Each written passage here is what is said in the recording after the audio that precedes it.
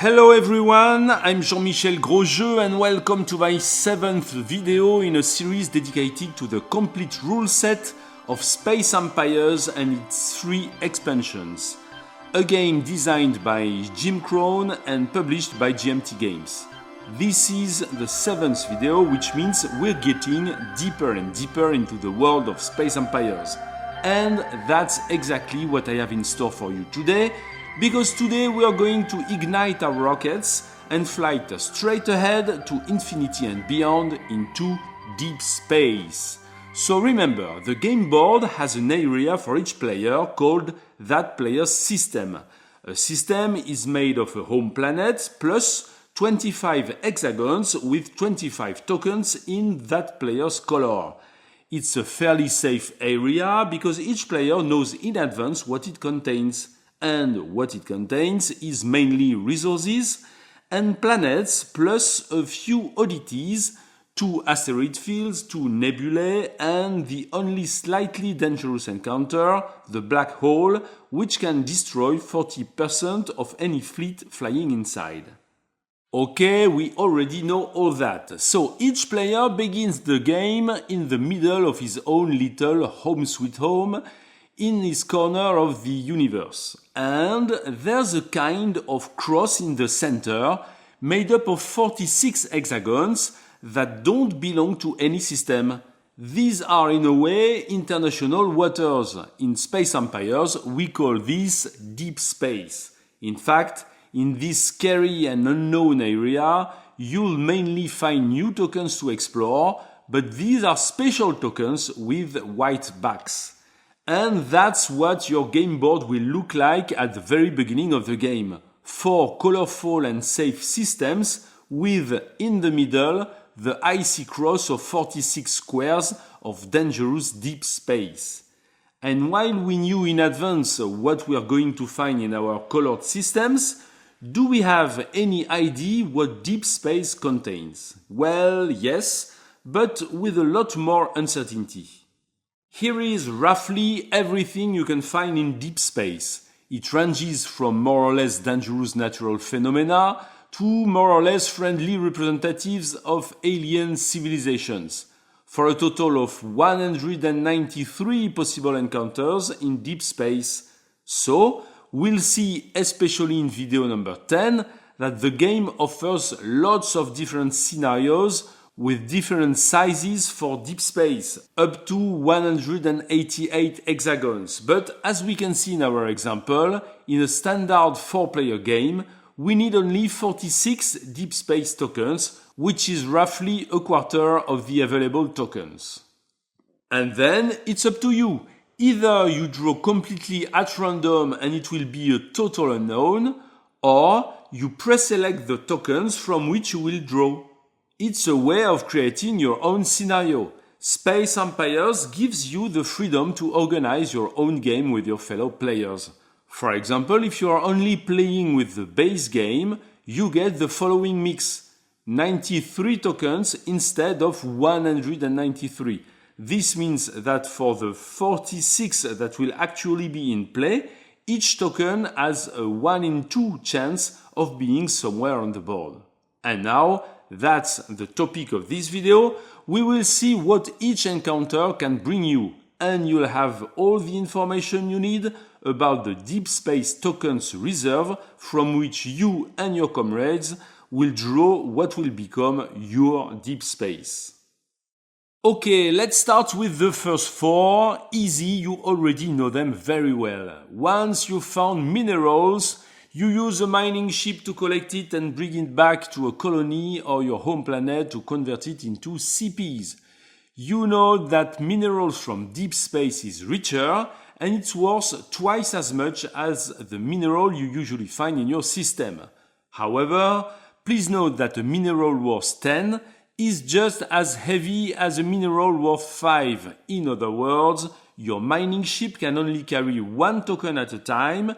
Whether it is worth 5 or 10, it makes no difference. And remember that your mining ship cannot unload its cargo anywhere other than its destination, a colony or your home planet.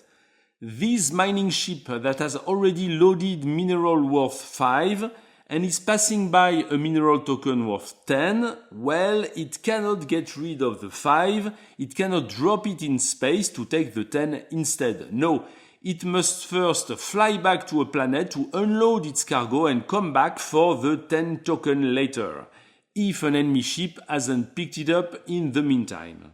Next, asteroids, nebulae and black holes. The ones you find in deep space have exactly the same effects and properties as those you find at home and that you already know. Next encounter, danger. This one doesn't look like much, but it's almost the most terrifying of all. It works very simply.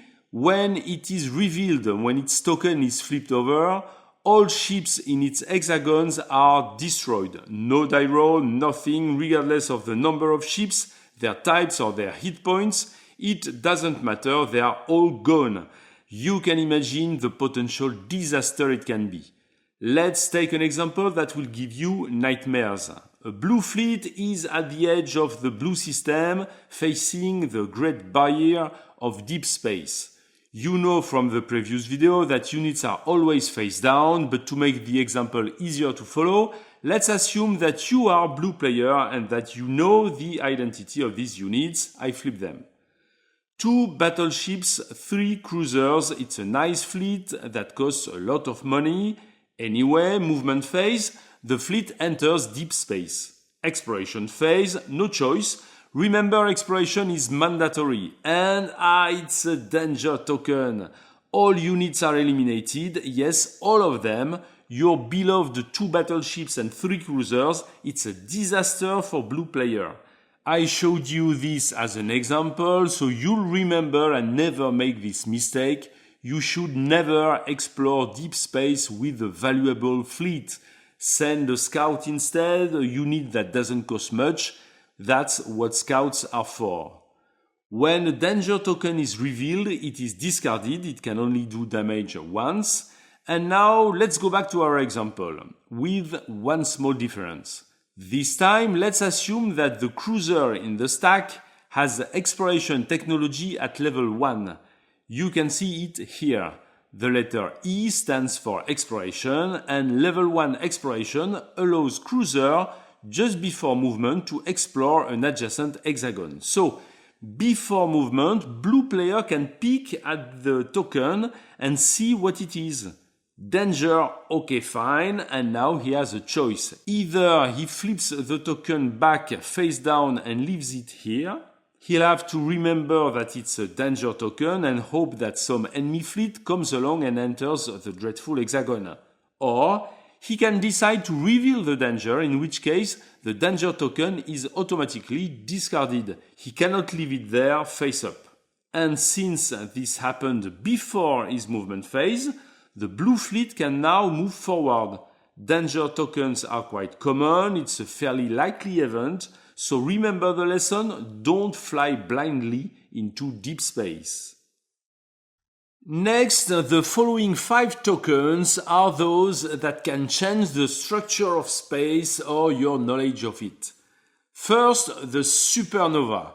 Think of it as a block, an impassable wall. During the movement phase, a blue fleet enters deep space. Exploration is mandatory. It's a supernova.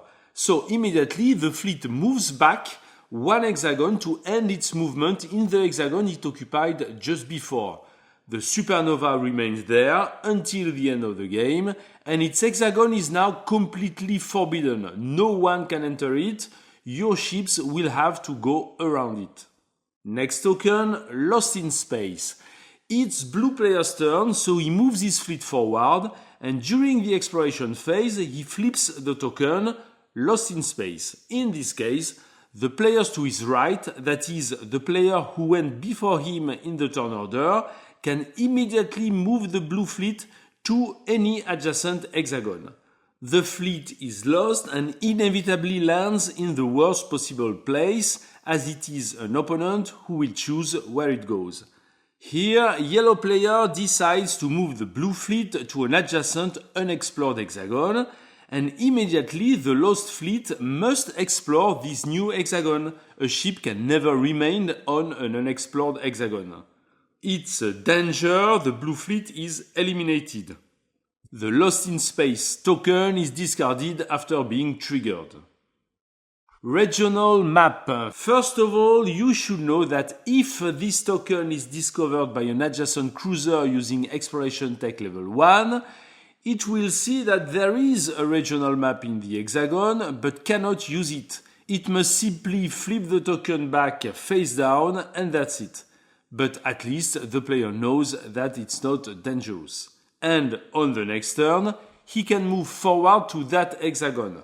The regional map should be thought as a configuration of the stars like a gravitational lens that allows you to see further. But in order to see further, you have to be in the right place in the optical focus, the actual hexagon where the token is. Here, a red fleet is on the right hexagon. In the exploration phase, it flips the token. It's a regional map.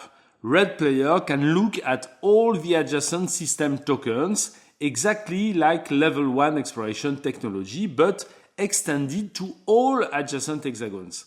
Here there are two. He discovers a warp and a danger, and just like with level 1 exploration technology, he can choose to flip them back face down or to leave them face up. He chooses to reveal the danger, which is discarded. However, red player prefers to keep the warp hidden and remain the only one with this information. The regional map is discarded once it is used. So now let's see the warp.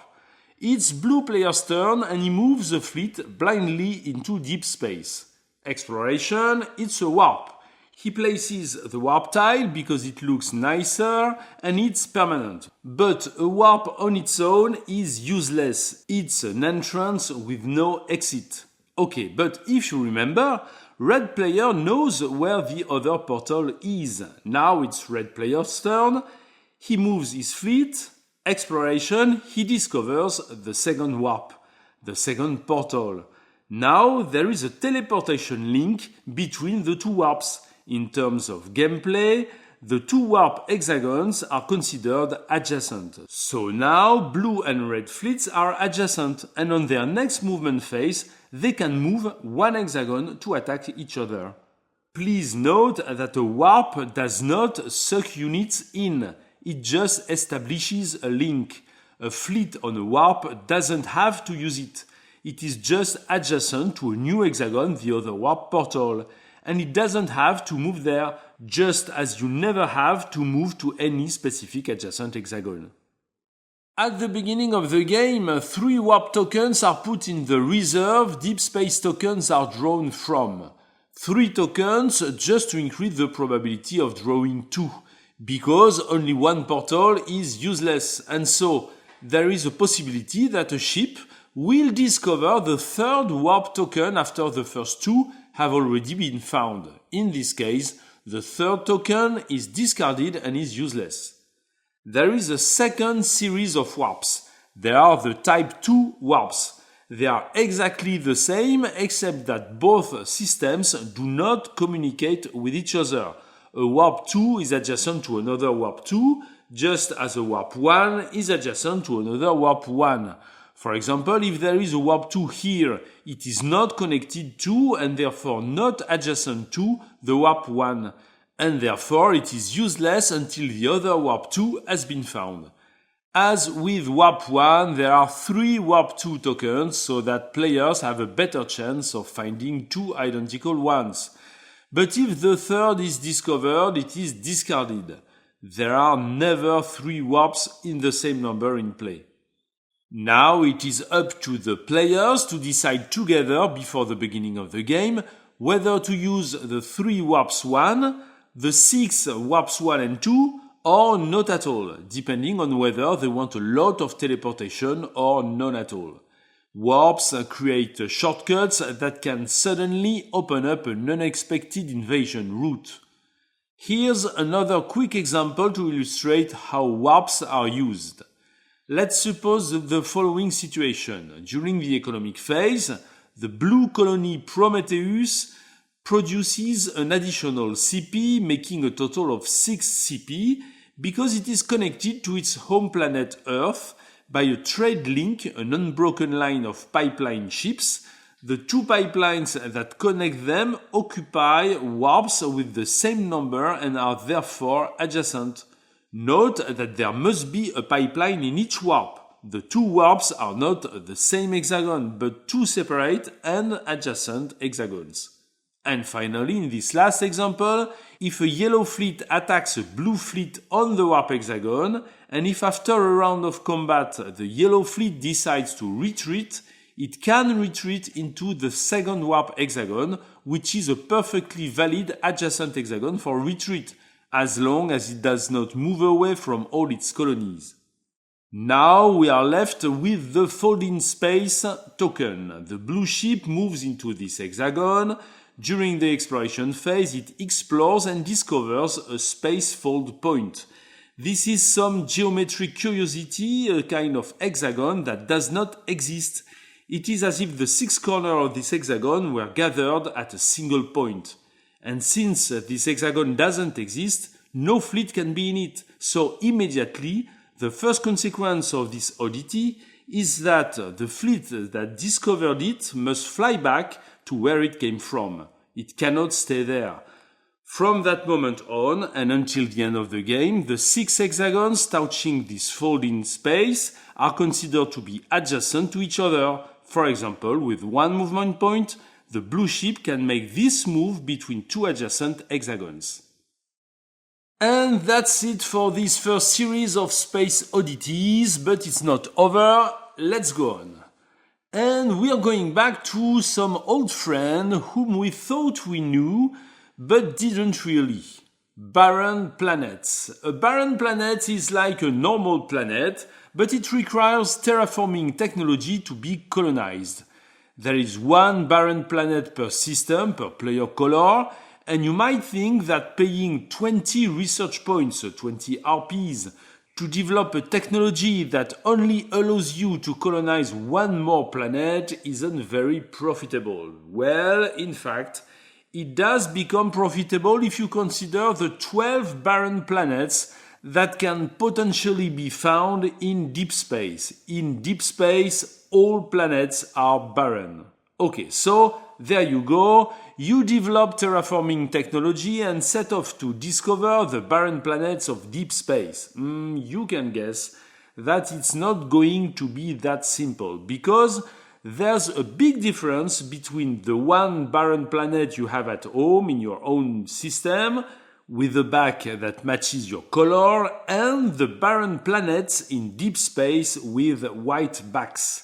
And the big difference is that barren planets in deep space can be inhabited, and they usually are, by hostile alien populations. So here's how it works. A ship moves one hexagon into deep space. Exploration, it's a barren planet called Babbage. Please note that everything we are about to see now only applies to planets in deep space. It does not apply to the barren planet that each player has in his own system. That one is always uninhabited and has no special characteristics. So, the first thing we do when we discover a barren planet in deep space is to draw a random planet attribute token. For example, here, yellow player comes across a Babbage planet with the builder attribute, meaning that it is a planet inhabited by a population of builders. At this point, the player consults the card manifest and deep space planet attributes booklet and sees that as soon as he colonizes this planet, he will benefit from an integrated shipyard that can produce ships with a capacity of 3 hull-size points. And this is how planet attribute tokens make each planet unique, by adding some advantage or disadvantage which will create a great disparity in deep space, some planets being much more worthy or dangerous than others. And that's it. I won't say any more about these planet attributes, I'll let you discover them as you play. But that's not all. Look at the planet attribute token we just drew. There are also two values, 5 and 0. The first value, 5 in our example, is the number of alien ships defending the planet. There they are, the famous aliens. Yes, if there are shipyards on the builder planet, there must be a builder population that doesn't want to see its riches stolen. So naturally, it sends a war fleet to repel the aggressor, you in this case. Alien populations all use the same standard grey ship tokens. There are 5 different ones, ranging from class A to class E.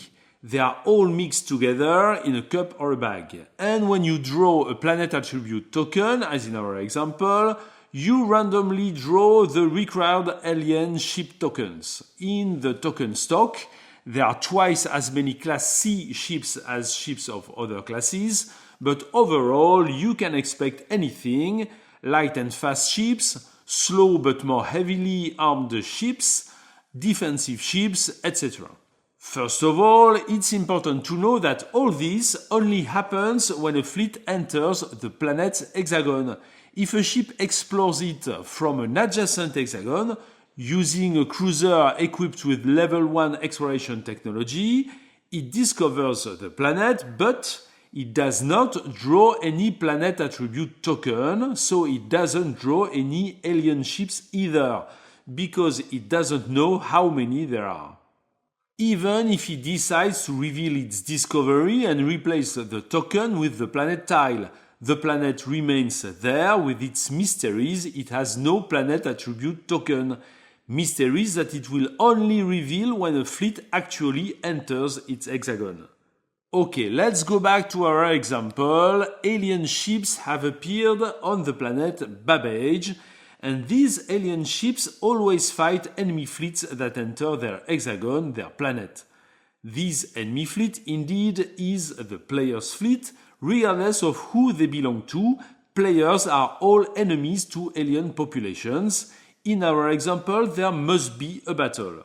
The yellow fleet is the attacker and the aliens are the defenders.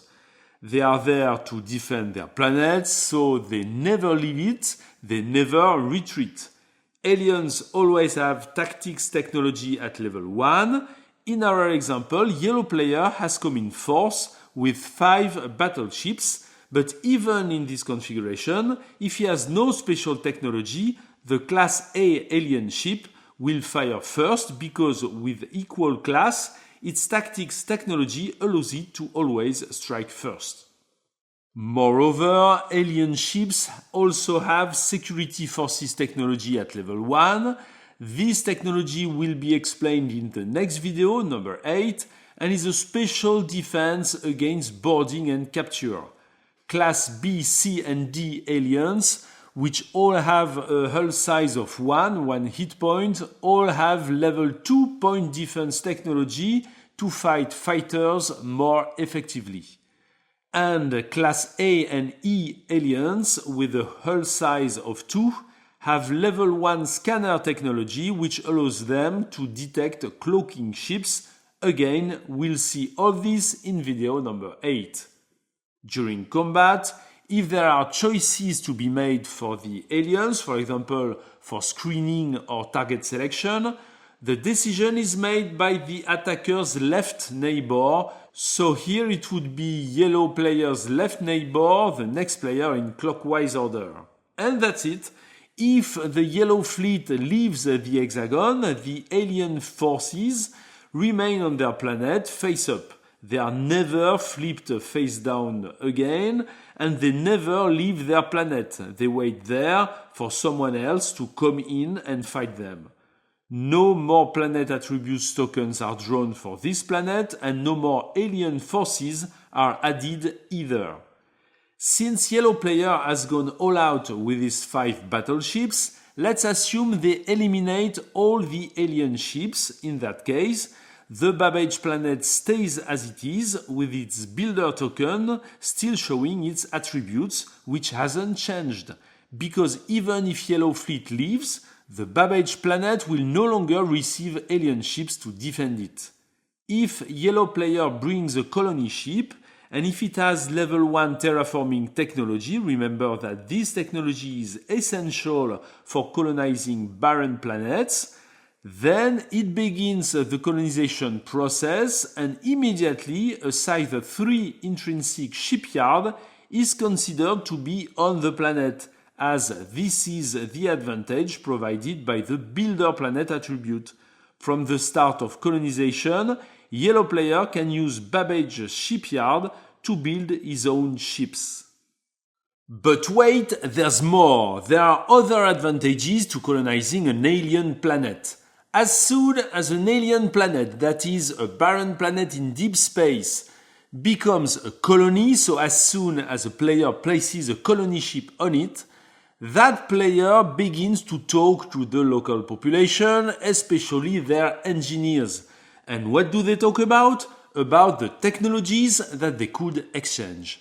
The first player to colonize a planet draws 2 alien technology cards. He chooses one and discards the other. Here, yellow player has the choice between the microwarp engine, which gives a +1 attack bonus to all his heavy cruisers, or the polytitanium alloy, which reduces the manufacturing cost of destroyers by 2. Let's assume he chooses to keep the microwarp. The other card is discarded, it is lost, and no one will be able to develop this technology.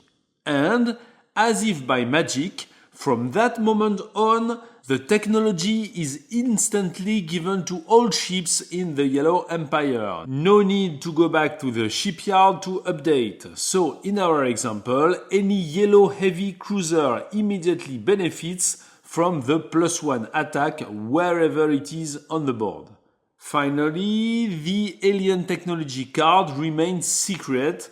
Only the player who drew it and who benefits from it knows what it is. But each card specifies the conditions under which it must be revealed to the other players. Usually, a card is revealed when its power is used. Here, it is as soon as a yellow heavy cruiser uses its +1 attack. And note that when this happens, the card is revealed to all players, not just the one who will suffer the +1 attack.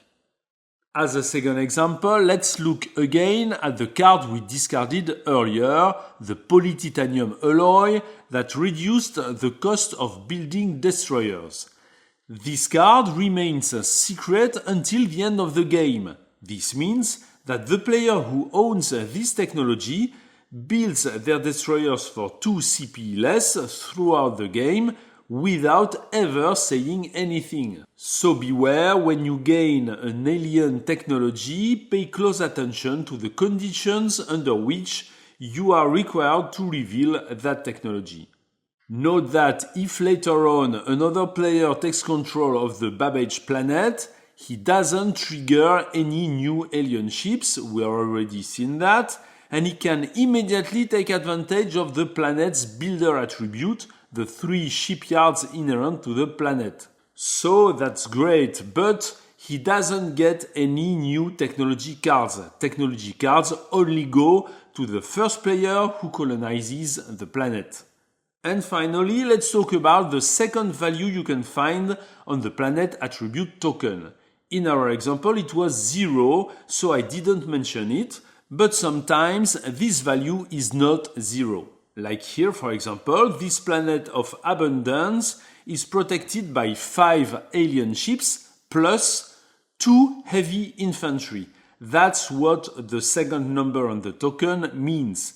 Heavy infantry are ground defense troops. They make colonizing the planet much more difficult because they force you to bring your own troops to the ground to land and successfully invade the planet. We'll see lots of techniques for this in video number 9. For now, I'll just gloss over it. So, all of these are aliens who live in deep space and defend their planets if you try to colonize them. But There are other civilizations in deep space. There are extinct civilizations. And since they've disappeared, we only encounter them in the form of relics and other space wrecks. Here we are back at our planet Babbage. A red player just eliminated the 5 alien ships that were protecting it. He has installed the colony ship and the planet is already starting to produce CPs. Beginning of the turn, he moves his scout ship to see what is hiding behind this face-down token in deep space. Exploration, it's a wreck, a space wreck. Okay, but what's so interesting about a wreck? Well, with a little luck, it might contain technologies that he could use as inspiration. The problem is that he cannot inspect it on site, in the middle of space. He must bring it back to a planet, a colony he controls. And how do you think he can tow such a wreck? What kind of ship can pull such heavy loads? Yes, of course, the mining ship. A mining ship can tow minerals worth 5 or 10 CPs, and it can also tow space wrecks. In our example, during the economic phase, a red player can build a mining ship using the intrinsic shipyard on his Babbage colony. Remember, this is the builder attribute of that planet. Then, in 2 turns, the mining ship reaches the wreck, which it loads for free. Then, on the next turn, the mining ship heads back in the other direction, and after another turn, it arrives at the colony where it unloads the wreck for free. Then, red player must wait for the next economic phase. This is because when the colony generates construction and research points, it also dismantles the alien wrecks to see what technology can be found. At this point, the player rolls a die and consults the wreck table in the rulebook, which I have kindly copied here for you.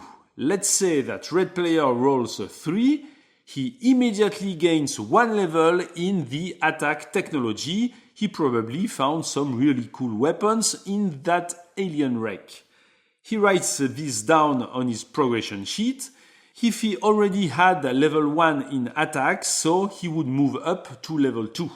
And if red player is already at the maximum level in the technology, so here if he had already level 4 attack technology, then he doesn't gain anything. The wreck's technology doesn't teach him anything, and that's it.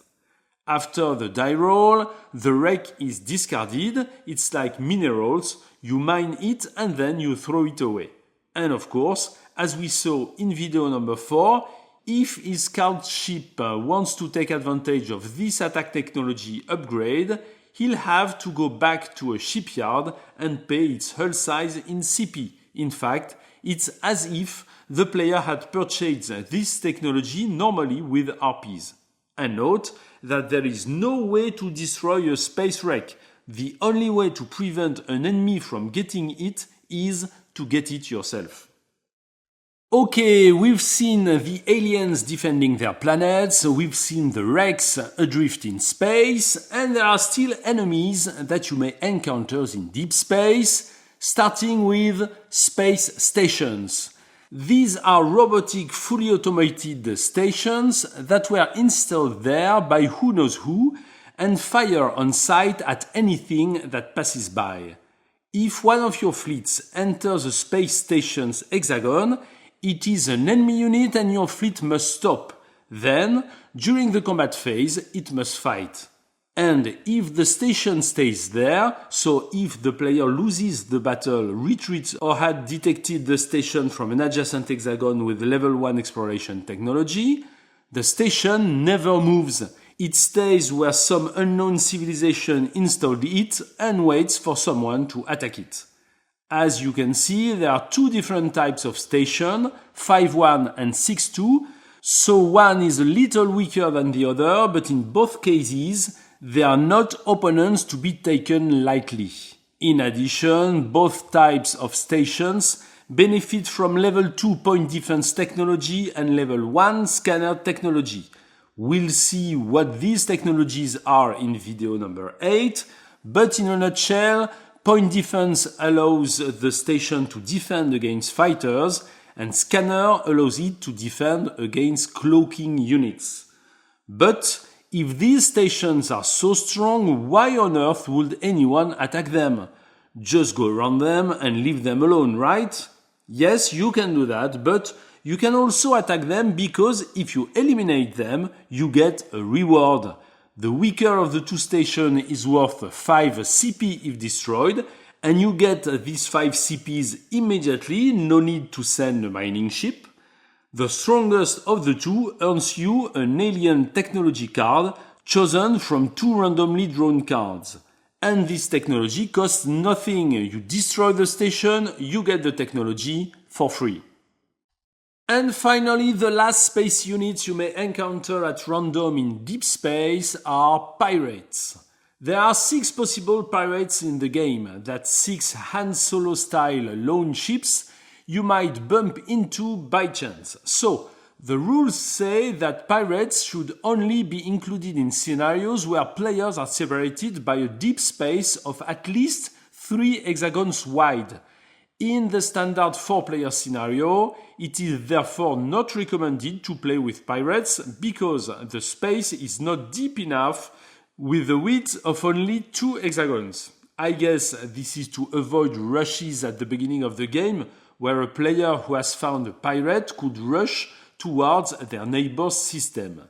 In this other 2-player scenario, however, there is no problem because the deep space is so thick. So these are the rules, but in fact you can do whatever you want. If you want pirates, add pirates to the mix of deep space tokens. You can add as many as you want, between 0 and 6. So let's assume there are pirates in your game. How do they work? Pirates basically behave like aliens. This means that, like aliens, you must move into their hexagon to trigger them. If you detect a pirate from an adjacent space, with level 1 exploration technology, for example, you must leave it face down. Then, once you enter their hexagon with a fleet, the pirate will attack you by default. It's a single ship with an attack value of 5, a defense value of 0, and class A. So, it can be moderately dangerous, and note that when you kill it, you get absolutely nothing, except that it disappears from the map and no longer bothers you. Also, note that if you don't kill the pirate, he stays there face up and does nothing. He doesn't move and waits for the next fleet to enter his hexagon.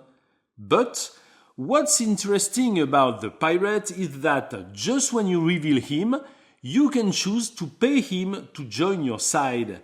He then becomes some kind of privateer. This is a decision you must make just as your fleet enters the pirate's hexagon. It costs 10 CPs, 10 construction points that will be paid during the next economic phase after collecting resources. As soon as you recruit the pirate, you commit to paying this amount of 10 CPs, even if the pirate is eliminated by an enemy player, for example, before the next economic phase. And that's it. If you make this choice, the pirate ship becomes part of your empire, it belongs to you, and you can do whatever you want with it. Pirates are fast with a level 4 movement technology plus a level 1 fast technology. We'll see this technology in the next video, but in a nutshell, it gives a bonus of 1 movement point to the first of the 3 turns, for a movement pattern that looks like this. A player can only control 1 of the 6 possible pirates. If they encounter another pirate, they cannot pay it and must fight it. A recruited pirate never gains technology and does not allow others to benefit from their own technologies, the level 4 movement or the fast technology. There is also no maintenance to pay for pirates. We will see maintenance in the next video. But above all, a pirate ship can only attack enemy ships if it is alone. If the pirate is stacked with other friendly ships, he doesn't count in the attack. He cannot roll the die, but he does count in defense and can also take losses. Think of it as a lone wolf that you send behind the enemy lines to destroy isolated structures and ships.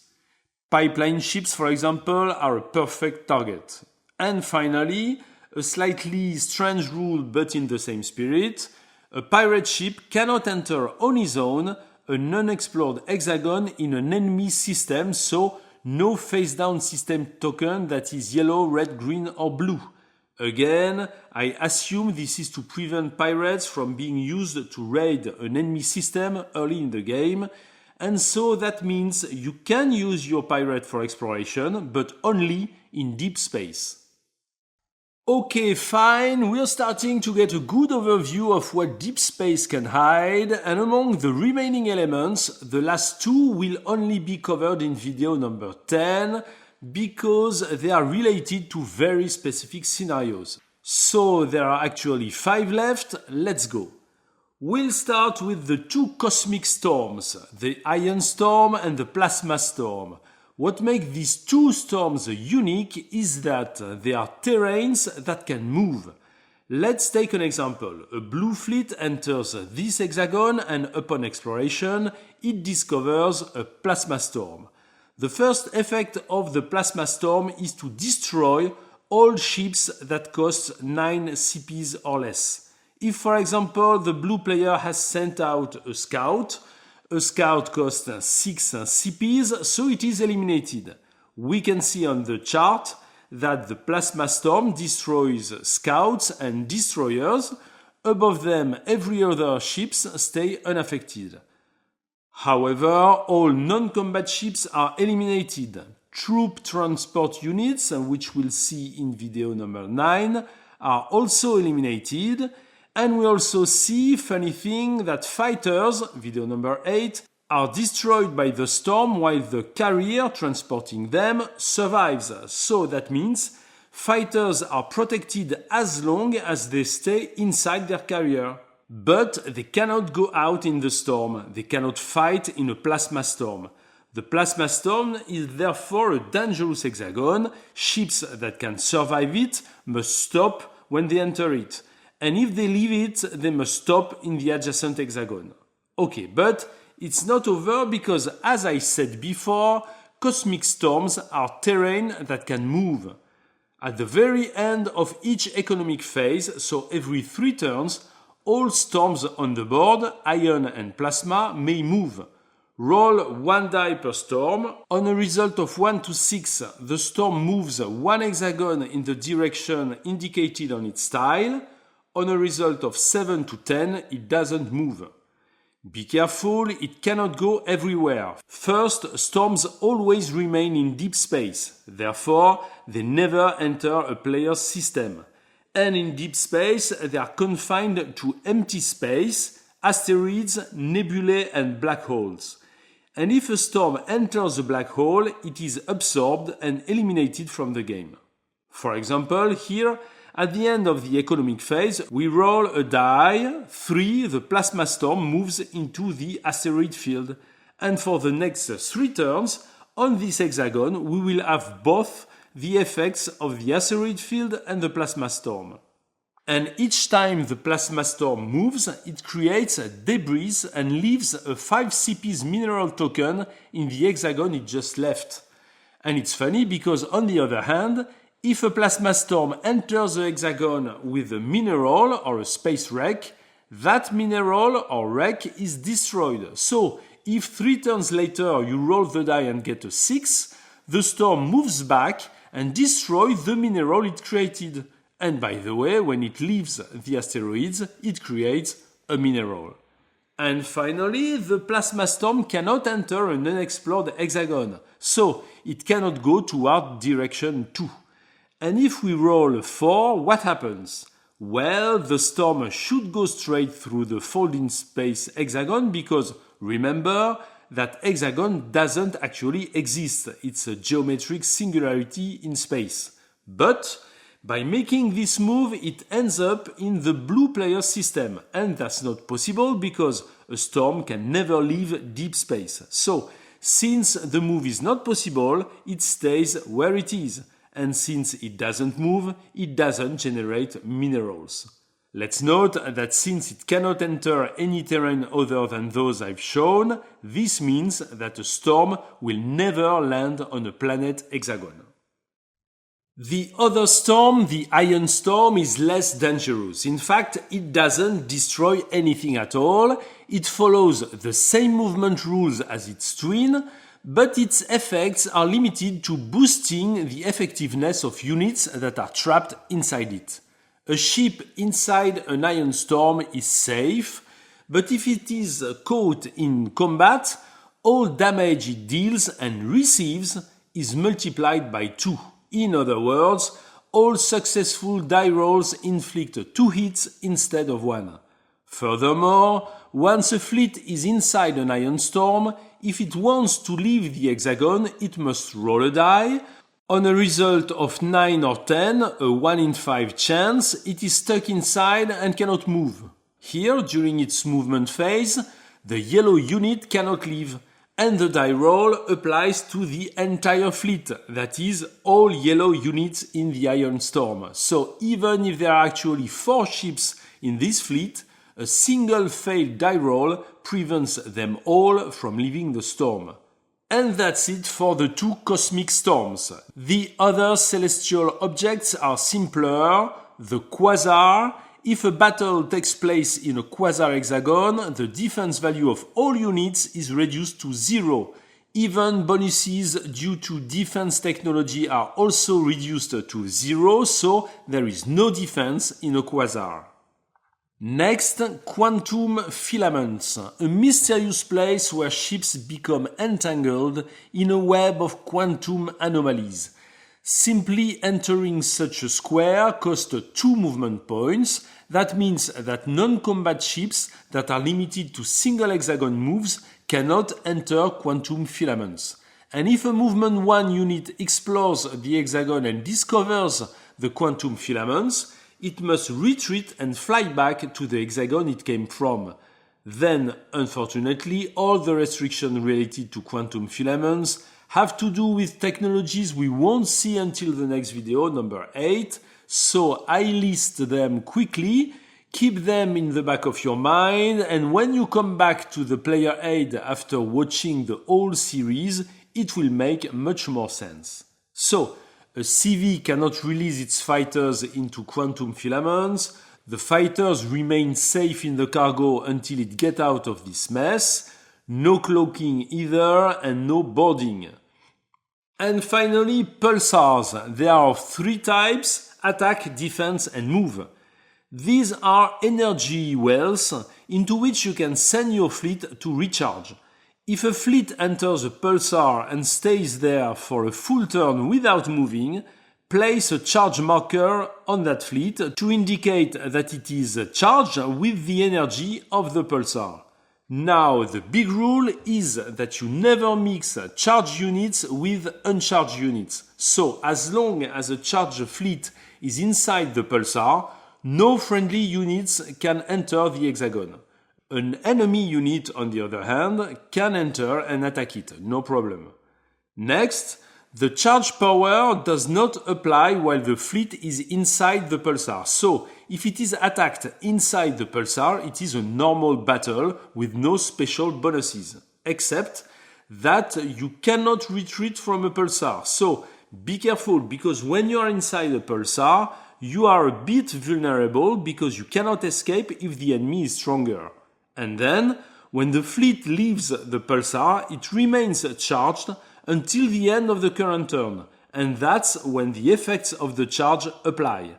A charge from an attack pulsar gives a +1 attack bonus to all charged ships until the end of the turn, +1 defense for defense pulsar, and +1 movement for move pulsar. The charge token is always removed at the end of the turn in which the unit left the pulsar, even if the charge has not been used. And there we are, it's time to wrap up the list. Now you know all the individuals, populations and anomalies you may encounter in deep space, which is a mysterious, dangerous and sometimes lucrative area. In any case, it's a place you'll have to fly through to reach your opponent's system, so I leave you to digest this inventory and come up with strategies to deal with these dangers. In the next video, we'll see the list of all the tools you'll have at your disposal against deep space and against your opponents, advanced ships and advanced technologies.